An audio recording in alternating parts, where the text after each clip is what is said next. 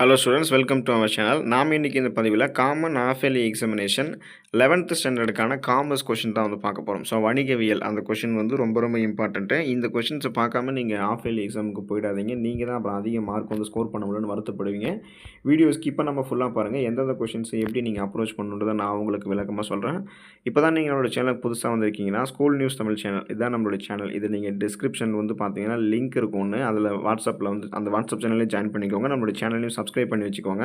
பக்கத்தில் இருக்கக்கூடிய பெல் பட்டனையும் கிளிக் பண்ணி ஆல் அப்படின்ற ஆப்ஷனையும் செட் பண்ணிக்கிட்டீங்க அப்படின்னா நீங்கள் எங்களுக்கு சப்போர்ட் பண்ணுங்கள். எல்லா அப்டேட்ஸும் உங்களுக்கு நோட்டிஃபிகேஷனோட அடிக்கடி வந்து சேரும். அந்த மறக்காமல் வாட்ஸ்அப் சேனல் லிங்க் இருக்கும் டிஸ்கிரிப்ஷன், அதில் ஜாயின் பண்ணிக்கோங்க. போயிடாதீங்க. அதில் தான் உங்களுக்கு எல்லா நோட்ஸும் அப்டேட்ஸும் ஆன்சர் கீஸும் வரும். வாங்க இப்போ வீடியோக்குள்ளே போயிடுவோம்.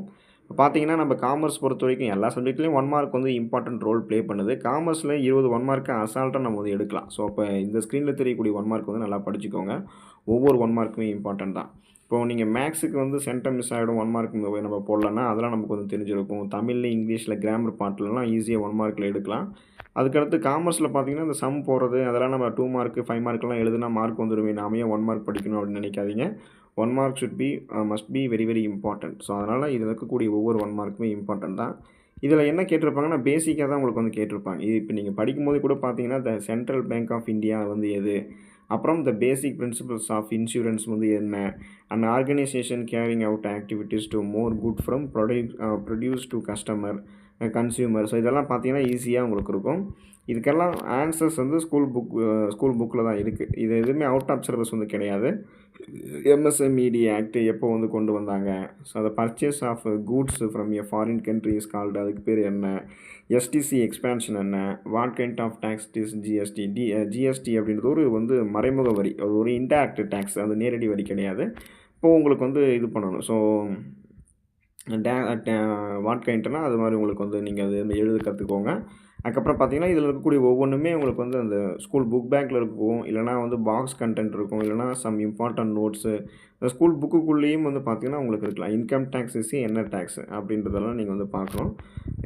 அதுக்கப்புறம் ஒவ்வொன்றுமே இம்பார்ட்டன்ட் தான். அந்த ரிசர்வ் பேங்க் இந்தியா வந்து எப்போது வந்து அந்த இட்ஸ் ஆப்ரேஷன் ஃப்ரம் ஏப்ரல் 1 எப்போது கமென்ஸ் பண்ணாங்க, which is the fastest means of transport எது. ஸோ இதெல்லாமே வந்து உங்களுக்கு ஸ்கூல் புக்கில் இருக்கக்கூடிய கேள்வி தான். இப்போ 1 மார்க் வந்து நீங்கள் எழுதி முடிச்சதுக்கப்புறம் 2 மார்க் வந்தீங்கன்னா 30வது கொஸ்டின் வந்து compulsory. What is mean by contract.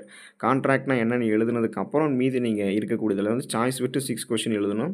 இப்போ பார்த்தீங்கன்னா படிக்கும்போது எல்லா கொஷின்ஸுமே இந்த சாய்ஸ் விடாமல் படிச்சிக்கணும். எழுதும்போது வந்து நீங்கள் சாய்ஸ் விட்டு எழுதிக்கலாம். எல்லாம் இதில் இருக்கக்கூடியது எல்லாமே ஈஸியாக தான் இருக்கும். Define transport, what is a broker, explain the meaning of entrepot trade, அப்புறம் பார்த்தீங்கன்னா what is mean by Nalangadi. நல்லங்காடினா என்ன, அல்லங்காடினா என்ன, நாலங்காடி அல்லங்காடி அதுக்கான அர்த்தம் என்ன, who is called Karta, who is sleeping partner, what do you mean by the concept of business ethics.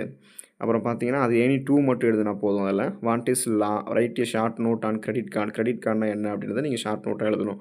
So ஒவ்வொன்றுமே இம்பார்ட்டன்ட் தான், படிச்சுக்கோங்க. தென் செக்ஷன் 3 போனீங்கன்னா 40வது கொஸ்டின் வந்து compulsory. Write short note on direct tax indirect tax, அதை நீங்கள் எழுதணும். அதுக்கு 3 மார்க் இருக்குது. மீதி இருக்கக்கூடியதில் வந்து சாய்ஸ் விட்டு 6 கொஸ்டின் எழுதணும். எல்லாமே படிச்சுக்கோங்க. அப்போ தான் நீங்கள் வந்து சாய்ஸ் விட்டு எழுதுறதுக்கு படிக்கும்போது எப்பவுமே நம்மக்கிட்ட ஒரு கொஸ்டின் கொடுத்துட்டாங்கன்னா நம்ம எல்லா கொஸ்டினையும் வந்து படிச்சிடணும். What do you mean by human activities, what do you mean by government company, explain the demerits of multiple shops, explain the types of internal trade, explain the cold storage warehouse, mention the functions of SAARC அமைப்பினுடைய function. அதில் எல்லாம் 3 எழுதினாலே போதும். What is e banking, write any 3 Indian MNCs, what do you mean by agreement. அக்ரிமெண்ட்னா என்ன, நீங்கள் என்ன நினைக்கிறீங்க அதை பற்றி அதெல்லாம் எழுதணும். தென் இது முடிஞ்சதுக்கப்புறம் செக்ஷன் டி போனீங்கன்னா அதுலேயுமே உங்களுக்கு வந்து 5 மார்க் கேட்குறாங்க இல்லையா, அதில் வந்து பார்த்தீங்கன்னா எய்தர் ஆர் சாய்ஸில் கொஷின் இருக்கும். ஒன்று நீங்கள் 41A எழுதலாம், இல்லைனா 41B எழுதலாம். அது உங்களுக்கே தெரிஞ்சிருக்கும்.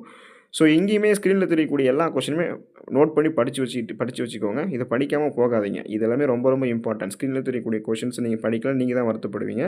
இப்போ what are the hindrance of comments, compare business with profession and employment, what are the characteristics of wholesalers, explain the principles of insurance, any 5 அதில் எதுனா போதும். அதுக்கப்புறம் distinguish between internal and international trade, or அதுக்கு பதிலாக explain different types of transport, அப்புறம் point out the objectives of WTO, or what are the futures of government company, explain any 5 personal investment avenues, what are the advantages of MNCs, explain the essentials of valid tender of performance, classify the various functions of Reserve Bank of India, அப்புறம் 47 question பார்த்தீங்கன்னா, difference between கான்ட்ராக்ட்டுக்கும் அக்ரீமெண்ட்டுக்கும் இருக்கக்கூடிய வேறுபாடு என்ன? Distinguish between direct tax and indirect tax. Any 5 மட்டும் எழுதினா போதும்.